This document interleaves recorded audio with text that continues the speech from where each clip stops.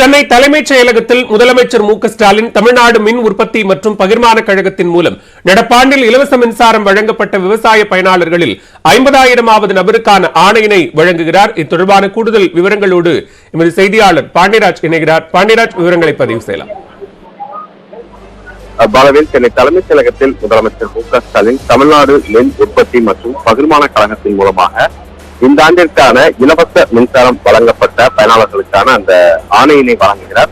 ஏற்கனவே கடந்த நவம்பர் மாதம் 11ஆம் தேதி 50,000 விவசாயிகளுக்கு புதிய மின் இணைப்பு வழங்கும் திட்டத்தை முதலமைச்சர் மு க ஸ்டாலின் அவர்கள் கரூர் மாவட்டம் அரவக்குறிச்சி சட்டமன்ற பகுதியில் தொடங்கி வைத்தார். அன்றைய தினமே 20,000 விவசாயிகளுக்கு புதிய மின் இணைப்புகளுக்கான ஆணைகளானது உடனடியாக வழங்கப்பட்டது. அதற்கு அடுத்தபடியாக தொடர்ச்சியாக மாவட்ட வாரியாக விவசாயிகளுக்கு மின் இணைப்பு வழங்கப்பட்டிருந்த நிலையில் இன்றைய தினம் 50,000 விவசாயிக்கான பயனாளர் அட்டையை தற்பொழுது முதலமைச்சர் மு க ஸ்டாலின் அவர்கள் தலைமைச் செயலகத்தில் வழங்கி வருகிறார். அதன் நேரலை காட்சியை பார்த்துக் கொண்டிருக்கிறோம். இந்த நிகழ்ச்சியில் தலைமைச் செயலர் இறையன்பு மற்றும் அஜி உள்ளிட்ட அரசு துறை உயரதிகாரிகள் பலர் பங்கேற்றிருக்கிறார்கள். நன்றி பாண்டியராஜ், விரிவான விவரங்களை பதிவு செய்தமைக்கு.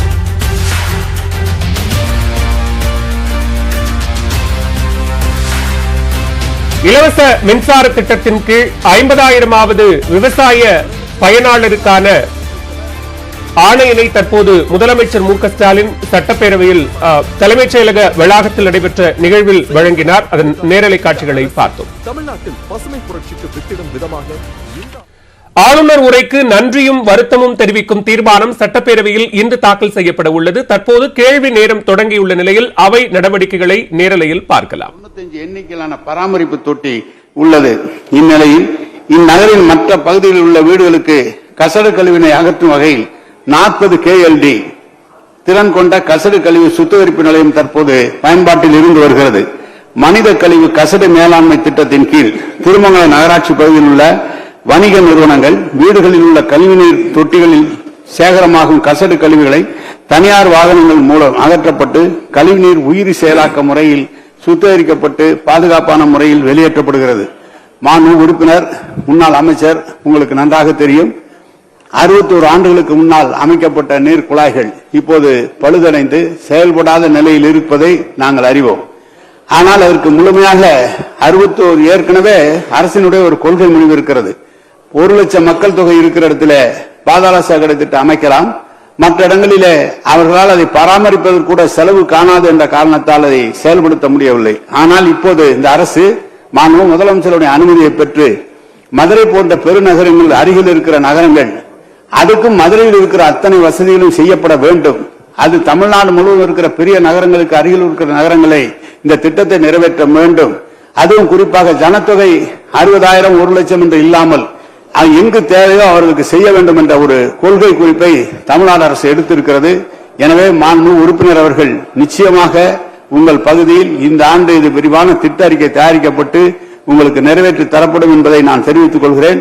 காரணம், திருமங்கலத்திலே அனைத்து வசதிகளையும் செய்து தருவோமானால் மதுரைக்கு குடியேறுவது குறையும், மதுரையில இட நெருக்கடி குறையும் என்ற அந்த கொள்கையின் அடிப்படையில் தமிழ்நாடு முழுவதும் இருக்கிற நகரங்களுக்கு அருகில் இருக்கிற நகரங்களை அனைத்து வசதிகள் கொண்ட நகரமாக உருவாக்குவதற்கு அரசு கொள்கை முடிவு எடுத்திருக்கிறது.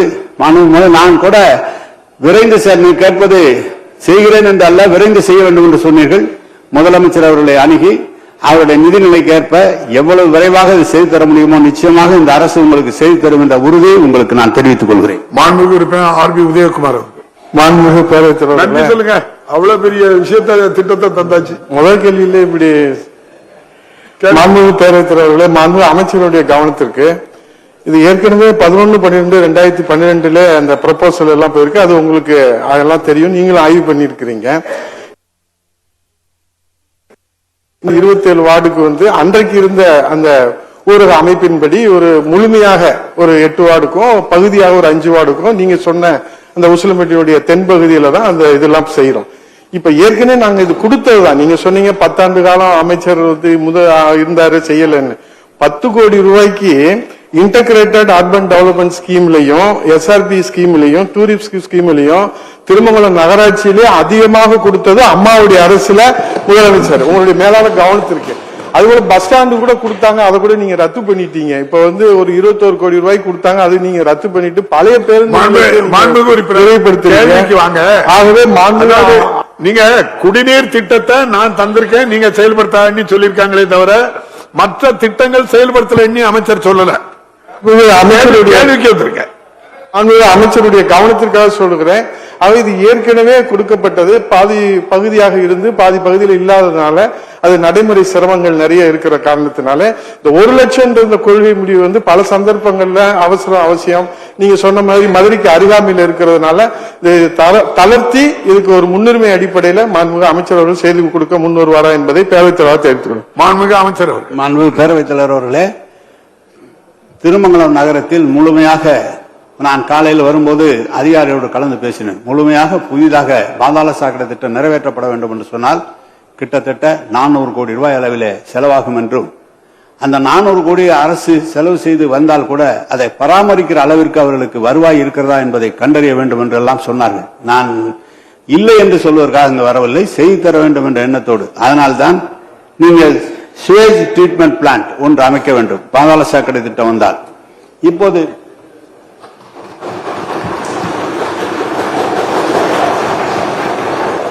நடைமுறையில் இருக்கிற ஃபீக்கல் ஸ்லெட்ஜ் ட்ரீட்மெண்ட் பிளான்ட் பிரகாரம் பல லாரிகளிலே, தனியார் லாரிகளிலே கழிவுநீரை எடுத்து வந்து ஒரு இடத்திலே கொட்டி அதை காய வைத்து சுத்தம் செய்கிற அந்த பணிதான் நடைபெற்றுக் கொண்டிருக்கிறது. எனினும் மாண்பு உறுப்பினர்கள் கேட்டுக் கொண்டிருக்கிறாங்க, இதை விரைந்து மாண்பு முதலமைச்சருடைய அனுமதியை பெற்று இந்த திட்டத்தை நிறைவேற்றுவதற்கு முழு ஒத்துழைப்பு உங்களுக்கு தருவோம் என்பதை தெரிவித்துக் கொள்கிறேன். மாண்புமிகு உறுப்பினர் கோ தளபதி.